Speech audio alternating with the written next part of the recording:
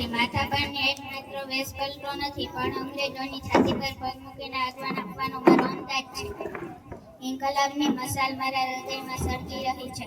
તમે મને જેલમાં પૂરી શકો છો, મને ફાંસીએ લટકાવી શકો છો, પણ આ દેશ માટેના મારા વિચાર ક્યારે મારી શકશો નહીં. મારી કરાવવા માટે ઉપડી રહ્યું છે.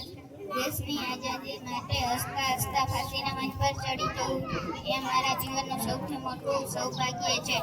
ઇન્કલાબ જિંદાબાદ. સહધર્મ ચાંદની અને તમારા સૌની બા, આ સાદી ખાદીની સાડી માત્ર એક વસ્ત્ર નથી, પણ દેશના સ્વાભિમાન અને સ્વદેશીનો સંકલ્પ છે. સત્યાગ્રહની લડાઈ હોય કે આશ્રમનું કઠિન જીવન, મેં હંમેશા મારા દેશના હિતને જ મારો ધર્મ માન્યો છે.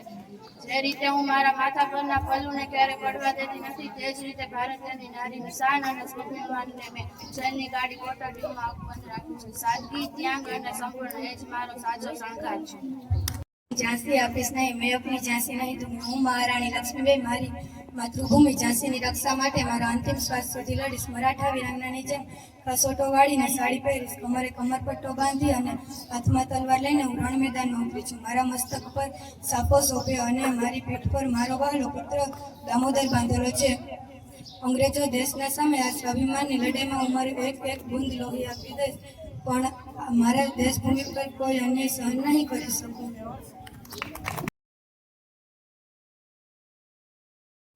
ભારત અંબા, આ પવિત્ર આર્યવતની માં, હિમાલય મારું મુકુટ છે અને સમુદ્ર મારા ચરણ પખાડે છે. મારા હાથમાં લહેરાતો તિરંગો તમારા સૌના વિજય અને સ્વાભિમાનની પતાકે છે. હું સિંહની સવારી સાથે જ ભગવા વસ્ત્રો ધારણ કરી તમારા સૌના નુકસાન કરવા માટે સદા તત્પર છું. મારી ગોદમાં જ્ઞાન, સંસ્કૃતિ અને વીરગતાનો અખંડ સ્ત્રોત છે.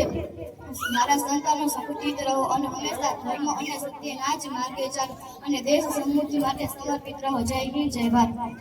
મારી વાણી જ મારું શસ્ત્ર છે, મારી માતૃભૂમિ જ મારું પ્રાણ છે. હું સરોજની નાયડુ, આ ભારત વર્ષની પુત્રી મારા દેશની સ્વતંત્ર માટે મારા કવિતાઓ અને મારા શબ્દથી હું ક્રાંતિની જ્યોત પ્રગટાવતી રહીશ. મારી સાદી સાડી ધારણ કરીને આ ભારતીય નારીના સ્વાભિમાન સાથે હું જ્યાં સુધી મારી માતૃભૂમિ ગુલામીની સંકળોમાંથી આઝાદ નહીં થાય, ત્યાં સુધી મારો અવાજ દેશવાસીઓમાં આવો ને આવો જ રહેશે.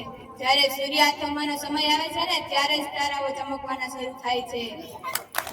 સાવિત્રીબાઈ ફૂલે આ દેશની પ્રથમ મહિલા શિક્ષિકા. લોકો મારા પર કાદો અને પથ્થર ફેંકતા રહ્યા, પણ મેં મારા માથા પરથી આ સાડીનો પલ્લુ કે મારા મનમાં શિક્ષકનો સંકલ્પ ક્યારેય પડવા દીધો નહીં.